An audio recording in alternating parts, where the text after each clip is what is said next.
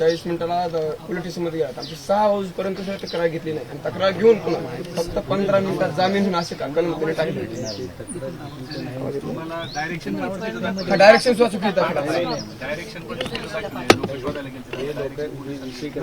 Kidnapping केल्याच्या नंतर उचलून पोलिसलाच माहित होतं. म्हणजे माझा पूर्ण दावेनी स्वामी पाटील नावाचा PI तेवढा सोडलं त्याने ह्याच्यामध्ये जे कोणी अधिकारी सगळ्यांचं DYSP आणि SP यांची CDR तपासणी त्यांना कुणी फोन केलं होतं, गुन्हाला उशीर कशामुळे झाला, दबाव कोणी टाकला, 5वा व्यक्ती कुठे मला नाही वाटत ताई आता प्रकरण तिकडे त्या भागातला असेल की सापडतच नाही. असे सापडतच नाही. कसं संदीप, माणूस काय सापडत नाही आजकालच्या जगामध्ये. मोबाईल म्हणजे ट्रॅक करायचं म्हणलं तर एवढे टॅपिंग फोन सरकार प्रयत्न केले तर ताई सापडते ना. काय बोलतो, असं कसं सापडत नाही माणूस? सापडायचं विमानवाला वापस फिरवतात विमान आणि सापडतात. एक्झॅक्टली असं कसं सापडत केंद्रीय नाही? मंत्री टू CM पर्यंत ते विमानाचं परत आणतात. बँक ऑफ बरोबर माणूस सापडत भैया नाही. जिवंत नसला आपल्या बॉडीचं दाखवावं लागेल आम्हाला.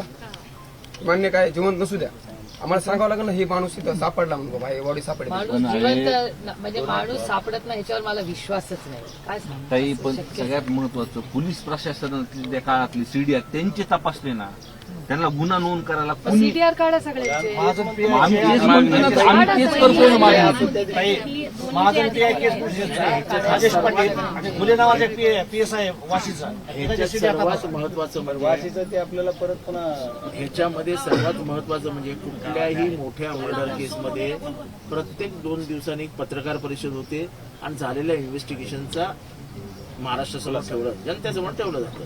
ही एकच अशी केस आहे ज्याच्यामध्ये पोलीस कधी पत्रकार परिषद घ्यायला तयारच नाही. म्हणजे फार तुमचं राकेश मारेची केस झाली शिनापोरा. जे आरोपी आहेत ना ते आता म्हणजे आता वेळ लागतोय सापडायला. जे आरोपी आहेत ना ते फरार झालेच नसते. त्या दिवशी पण ते रेकॉर्ड आलं CCTV फुटेज. वाशीमधून आरोपी पळतायत आणि त्यांच्या मागे पोलीस आहेत. त्यांनी जर तिथेच पकडलं नसतं म्हणजे पकडलं असतं तर हे आरोपी आज इतक्या लांब पर्यंत गेले. आणि ज्या वेळेस यांनी सांगितलं डेड बॉडी इथे इथे आहे म्हणून, आमच्या गावातल्या आधी जाण्याच्या अगोदर पोलिसांनी तिथे अँब्युलन्स बोलवली आणि ती अँब्युलन्स आता केजकडे आणायची ना त्यांनी, कारण की केजमध्ये सरकारी ऑफिस आहे. त्यांनी ती कळमकडे नेली आणि ज्यावेळेस त्यांना आता जसे आधीचे गुन्हे त्यांनी लपवले तेच कारण असेल आता पण. बॉडीला पैसे नाही, मला बॉडीला पैसे नव्हते, त्याला दुसरं त्याला वळण द्यायचं होतं. तर त्यांचे लय मोठे ट्रॅक आहेत, न सांगासारखे ट्रॅक आहेत त्यांचे. कळमला त्यांनी एक लेडीज तयार केली, लेडीजच्या घरी नेऊन त्याला टाकायचं आणि त्याला वेगळं स्वरूप देऊन हे प्रकरण वेगळं ट्रॅक दाबायचं. त्यांचा प्रयत्न असा होता की एक बाई यांनी तयार ठेवली होती, त्या बाईकच्या मागे हा म्हणजे त्यांचे बंधू लागले संतोष तिथपर्यंत पोहोचले आणि तिथे मग ते असं बरोबर असा पूर्ण गावाला मारून असा त्यांचा प्लॅन होता. पण तो अनसक्सेसफुल झाला. तो सक्सेसफुल व्हायचं गावातल्या गाडी असल्यामुळे त्यांना गाडी रिटर्न घ्यावं लागली. गावातली पोरं होती. ज्या दिवशी आरोपी 9 तारखेला जी घटना झाली त्या दिवशी आमच्या गाववाल्याने सांगितलं होतं की आरोपीचा फोन चालू आहे 12 वाजता. रात्री पण होता, रात्री सुद्धा फोन चालू. त्या दिवशी सुद्धा पोलीस प्रशासन फक्त म्हणत होते तुम्ही अंत्यविधी करा, आम्ही आपण हुडकू. फक्त अंत्यविधी करा, आपण हुडकू. फोन चालू असताना आम्ही त्यांना सांगितलं चालू आरोपीचा फोन चालू आहे, फोन लागतोय. ज्यावेळेस माझ्या काकांनी फोन लावून म्हणजे सांगितलं की माझ्या भावाचं असं असं झालंय तुम्ही पकडा, ते फक्त इतकंच सांगत होते की ह्या टाइमापर्यंत ते तुमचा भाऊ 20 मिनिटांमध्ये घरी पोहोचतो. आम्ही सोडवतो.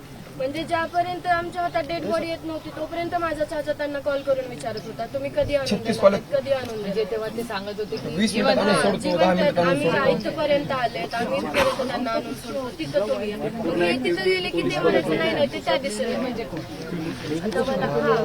विष्णू चाटेचा फोन आणि येतो, आरोपी फोन करायचे आणि मग ते फोन करायचा. हो फोन करायचा 20 मिनिटांमध्ये सोडतो, 10 मिनिटात सोडतो. ज्या दिवशी त्याला समजलं की डेट झालाय लगेच फोन बंद कर. आणि नंतर सायंकाळी फोन त्याने चालू केला. 12पर्यंत त्यांचा फोन चालू होता. त्यावेळेस पोलिसांनी तो ट्रॅक खरं तर आवादा कंपनीकडे जे 2 कोटी मागितले होते ते इतर कुठल्या कारणासाठी नव्हते, तो इलेक्शन फंड होता. तर ते इलेक्शनच्या दरम्यान तो फंड मागितला गेला इलेक्शन लढवायला, आणि हे सगळं कारण त्या फंडातनं, आणि मग त्याच्या फंडातनं ते रिफ्युजल आलं, रिफ्युजल नंतर ही मर्डर झालं. एक आरोप केला, दुसरं त्यांनी त्या खंडणीमध्ये सुद्धा ह्यांचं नाव म्हणजे हेच मागवत होते म्हणून हे अण्णा, की असं त्यांनी पण दाखवलं. तरी पण 2-2.5 तास मारत होते हा बघत होता. हा, आम्ही ते तपासला विचारलं ना तर ते ऐकण्यासारखं नाही. ते या प्रकरणामध्ये 6 तारखेपासून 11 तारखेपर्यंत लोकल पोलिसांना जो तपास केलाय त्यात सगळं गोलमाल. म्हणजे जोपर्यंत प्रकरण सीआयडीकडे जात नव्हतं तोपर्यंत ह्या स्थानिक पोलिसांनी जो तपास केला त्याच्यामध्ये सगळ्या त्यांनी हे सोडून दिले. तिथं गीते म्हणून एक कॉन्स्टेबल आहे, तो कंटिन्यू ह्या सगळ्या संबंधिताच्या कॉन्टॅक्टमध्ये होता, आणि तो PI असेल, PSI असेल किंवा DYSP असेल त्यांच्याशी त्यांचं बोलणं करून देतो. नाही, पण ह्याच्यात एक आता प्रमुख मागणी माझी तरी अशी आहे की वाल्मिक ज्या जेलमध्ये, ज्या बॅरॅकमध्ये दररोज इथली काही 2-4 पोरं मस्ती करतात, त्यांना अरेस्ट होते, 2 दिवसात त्यांना जेल कस्टडी होते. ते जाऊन वाल्मिकच्या बॅरॅकमध्ये बसतात आणि बॅरॅकमध्ये त्याची सेवा करतात. त्याला बाहेरचं जेवण जातं, मस्त सगळं व्यवस्थित चालू आहे, मसाज बिसाज. आणि 6 तारखेच्या आधी पण अशा खूप केसेस घडल्या इथं येऊन खंडणी मागतात. इथं आवाजा कंपनीमध्ये त्यांनी 50 लाख रुपये दिले. त्याच्यात तिथला एक अधिकारी त्यांनी अगोदर उचलून नेला होता. शिंदे म्हणून आहे. केस आले. आम्हाला सुद्धा माहित नाही ते. आम्हाला काहीच ते गावकऱ्यांना काय माहिती माहिती नाही ते आरोपी तेव्हा त्याला अधिकारी उचलून नेला. त्या टायमाला त्यांनी खंडणी दिल्या म्हणून त्याला सोडलं. पण त्याच्यातला एक आरोपी कुठे अटकच झाला नाही. ऑफिसमध्ये पण नेलं ना त्याला एकाला उचलून. आणि ह्यांनी काय केलं, सगळं रेकॉर्ड डिलीट करत चालले. तिथे गेले ते कोण डिलीट करतं? आता पोलीस प्रशासन डिलीट करतं का ह्यांचे लोक डिलीट करतात पैसे देऊन, आम्हाला काय माहिती. हे आपल्याकडे सगळा डेटा नाही.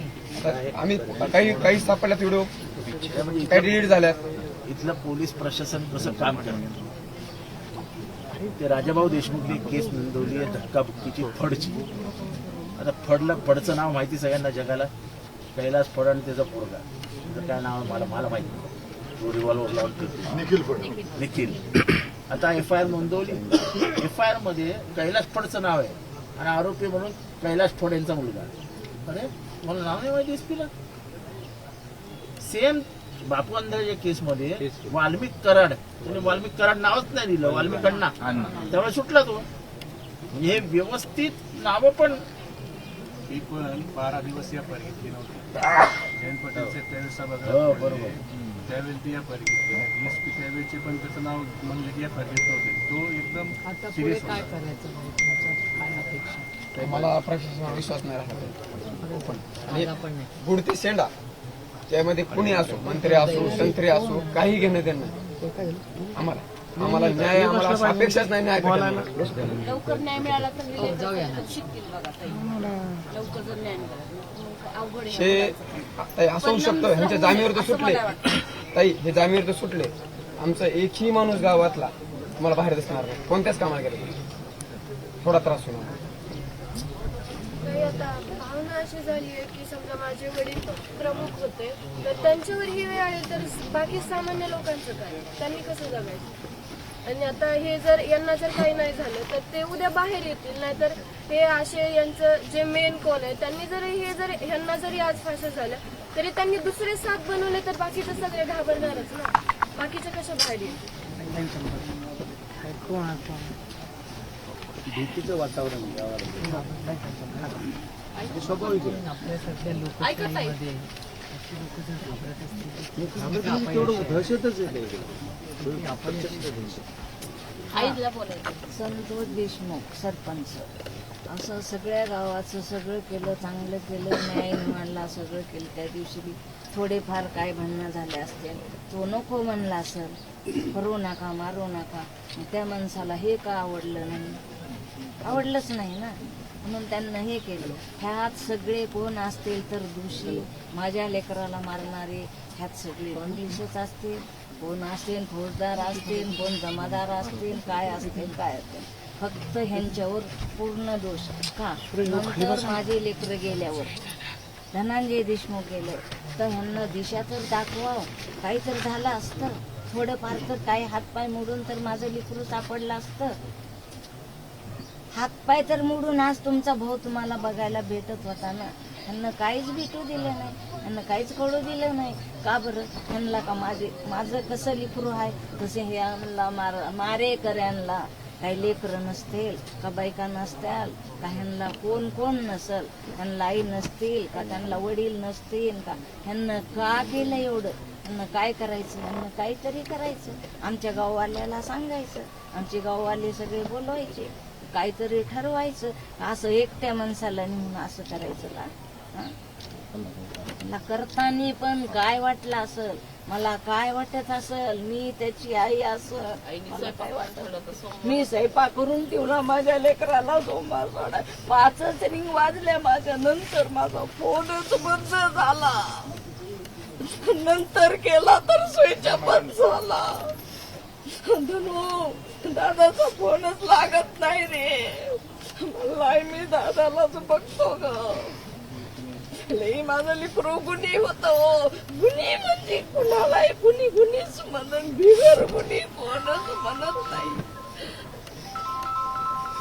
मी काय करू आता, मी कुठं माझं लेकरू शोधू, काय करू. काय आरोपी असतील, कुठून असतील, बुडता असन, शेंडा असन, काय असन, पूर्ण आरोपी करा. नाहीतर पुन्हा नंतर आम्ही जगायचंय कसं, कुणीच तरी गाववाल्यांना जगणार कसं.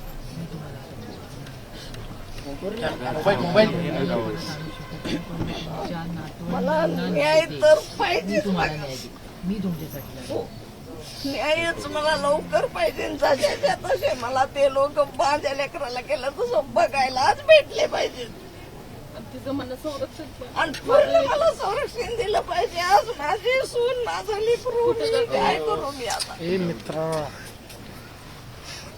माझे गाववाले खूप चांगले आहेत, पण किती वेळ ती त्यांच्या कामाला थोडे वेळ जाते. मी काय करीन, फक्त फोन करीन. माझा फोन असल्यानंतर ती कुठून येतील, कशी येतील. एक गाडी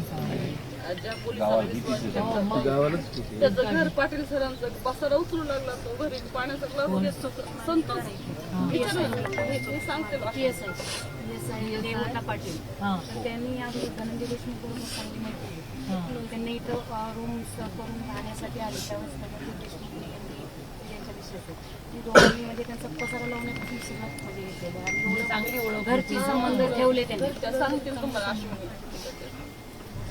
काय करायचं त्या बिचार आई लहानपणी मारली म्हणून आम्ही तिला केलं. वडील वारले 7च महिने झालं आणि आता हे प्रकार.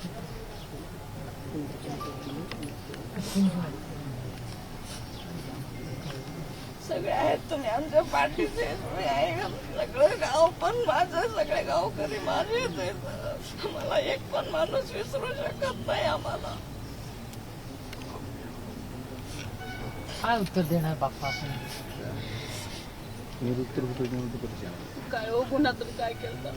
सरपंच होता अगोदर, ह्या होत्या 2 काय घर तर बघा ना, मामाचं घर येत. कशाची मला सुद्धा काही किंमत वाटत नव्हती, फक्त मला लेकर पाहिजे होते, काय नव्हतं पाहिजे. लेकराशिवाय महत्व कशाला आहे, कशालाच नाही. तिला वाटतं संरक्षण म्हणलं तर पाहिजे, तुझी जिम्मेदारी वाढली. खरं तर संरक्षण धनूला पण पाहिजे. धनू इकडे तिकडे गेला तर मग आम्ही घरी असलो तर आम्ही तरी काय करावं लागलं. नाही दादा, बिलकुल धनू खूप खसलाय तो. राम लक्ष्मण सारखी जोडी होती सारखं दादा. आता माझे हा मी मोठी, तो राम लक्ष्मण होते, आता माझा राम गेला लक्ष्मण एकटा करून तरी काय कुठपर्यंत पळाल. अवघड शेती किती आपली ते असं काही कोरडून कोण करतं? बटन दिलेलं खूप शांत होतं. काही नव्हतं. आम्ही 15 वर्ष कसं झाली. काय करू. 15 वर्ष झालं सरपंच आहे. खोट नाही माझ्या भावामध्ये. नाही खोट चालेल. ते तपास अधिकारी म्हणले की एकही माणसाने वाईट बोललं नाही त्यांच्याबद्दल. हा, एकदम.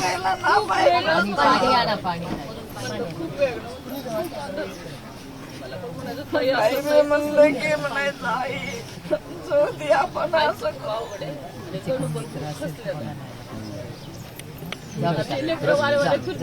चला त्याला जाऊ शकतो